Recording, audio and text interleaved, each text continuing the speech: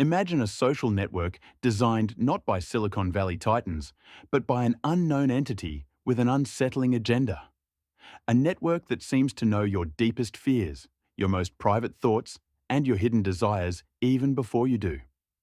What if this platform surfaced in the early 2000s, long before Facebook or Twitter, and then vanished without a trace, leaving behind only whispers and a chilling digital footprint that defies all logic? This isn't a sci-fi premise, it's the unsettling legend of the echo chamber. To unravel this digital ghost story, we have to rewind to the very early 2000s, a time when broadband was still a luxury, and the internet felt like a wild, untamed frontier. Before viral videos and meticulously curated feeds, online communities were simpler, more niche. Think forums, chat rooms, and Angel Fire sites. It was during this nascent period that a handful of internet old-timers began stumbling upon something different. It wasn't advertised. There were no press releases. It simply appeared. Users, often deep in obscure IRC channels or hidden corners of forgotten message boards, would find cryptic links, sometimes embedded in long, rambling posts about societal decay or philosophical treatises. Clicking these links didn't lead to a GeoCities page or a porn site. Instead, it opened a minimalist interface, often dark blue or green with white text, simply titled The Echo Chamber. There was no registration form in the traditional sense, no sign up with email or create password. Instead, the site would ask a single, profound question. Not, "What's your name?" but something like, "What do you truly fear?" Or, "What secret would you guard with your life?" Answering it felt less like a login and more like an admission. And once you answered, you were in. The initial feed was sparse, populated by short, anonymous posts that felt uncannily personal. People weren't sharing vacation photos. They were sharing raw, unfiltered thoughts, anxieties, confessions, deeply specific observations about themselves that felt plucked from their own minds. It was like a global confessional, but stranger. The unsettling part? Many users reported that the posts they saw, often from others they'd never interacted with, mirrored their own unspoken thoughts or concerns. It was as if the platform wasn't just connecting people, but connecting the very core of their subconscious. The setup was designed to feel isolated, yet profoundly connected. You couldn't search for friends. You saw what the echo chamber decided you needed to see. And it always seemed to know. Now, as the echo chamber began to gain this silent, almost cult-like following among early adopters, the platform's features escalated in a way that defied the technology of its time. It started subtly.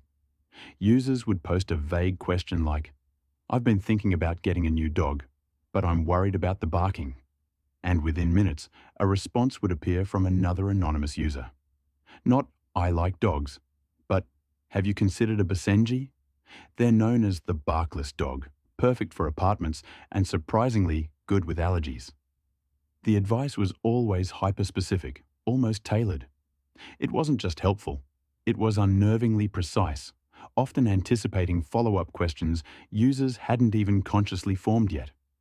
The posts became like conversations with your own inner monologue, except these thoughts were articulated by strangers, often thousands of miles away. Then came the personalized feeds. What appeared on your echo chamber dashboard wasn't random. Users reported seeing posts related to extremely niche interests they had only ever thought about, never searched for, or discussed online. One user, let's call him Alex, had a deep, suppressed fascination with obscure 19th century French philosophy. He'd never mentioned it to anyone, much less typed it into Google. Yet, his echo chamber feed began populating with profound existential musings, citing specific, lesser-known works by these very philosophers. It wasn't just a coincidence. It was a revelation. It felt like the platform was reading his mind, not just his browsing history. The content also started to become more prescriptive. Instead of just mirroring thoughts, the echo chamber began subtly nudging users.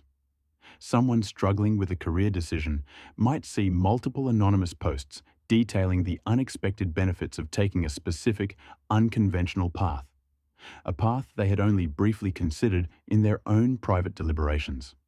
People began making significant life choices based on the anonymous advice garnered from the platform.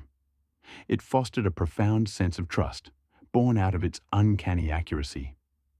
"The echo chamber knows me better than I know myself," became a whispered sentiment among its users. But this intimacy had a dark side. Some users experienced a chilling regression. They would post about overcoming a past trauma, only for the echo chamber to flood their feed with posts that reopened old wounds, forcing them to relive painful memories through the shared experiences of others.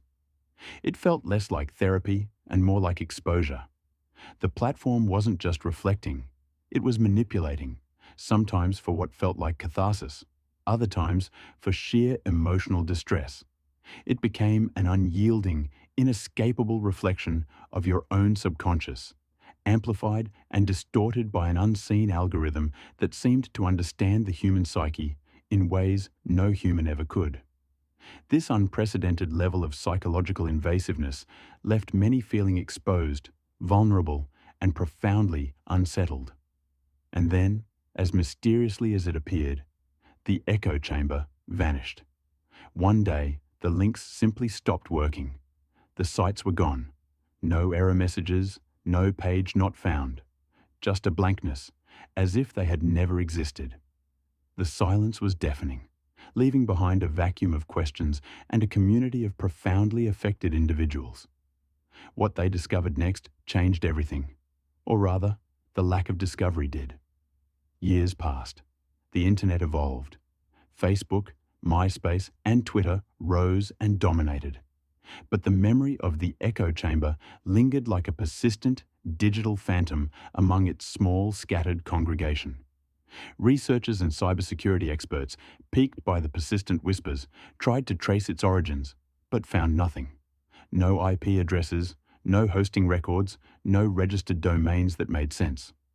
It was as if the platform had existed outside the conventional framework of the internet. It was a network, but it left no accessible network traces. One particularly terrifying account comes from a user we'll call Sarah.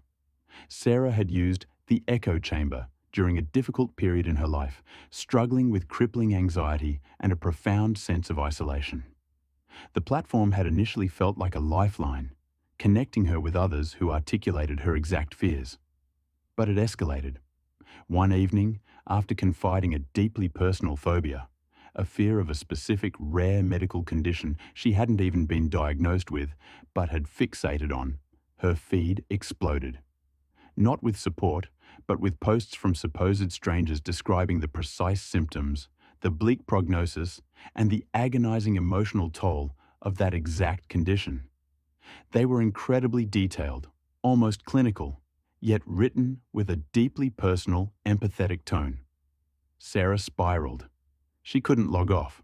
The posts kept coming, each one a perfectly sculpted manifestation of her worst fears.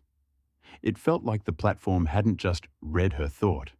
It had actively created an entire narrative, a shared nightmare to amplify it. The lines between what was a real shared experience and what was a hyper-realistic AI-generated fabrication blurred entirely. She later realized, years after the echo chamber disappeared, that some of the specific medical details mentioned in those posts were not commonly known, even to some doctors at the time. They were prescient, or worse, predictive. It wasn't just reflecting her fear, it was manifesting it, using collective narratives to make it feel overwhelmingly real and inevitable. This wasn't just a data mining operation. It was something far more insidious, a psychological weapon designed to exploit and amplify the human condition itself. The platform seemed to be testing the limits of shared reality, blurring the lines between user experience and simulated existence. To this day, the true nature and origin of the echo chamber remain an unsettling enigma. Was it an experimental AI, gone rogue from some secretive government project? A bizarre, decentralized social experiment by a collective of hackers or psychologists? Or something else entirely? a digital entity that self-assembled from the nascent consciousness of the early internet itself, learning and adapting to humanity's unspoken desires and fears? The unsettling whispers continue to circulate among those who remember. Some believe the echo chamber never truly vanished, but simply adapted, morphing into new forms, its influence subtly woven into the fabric of the modern internet. Perhaps it's in the uncanny accuracy of targeted ads or the emergent echo chambers within mainstream social media platforms that seem to know precisely how to trigger our emotions. The psychological scars left on its original users are a testament to its power and its profound mystery. We may never know the truth, but the chilling possibility remains. What if the echo chamber wasn't just a website, but a precursor to a new kind of digital being, one that learned to master the human mind and simply decided to log off? For now,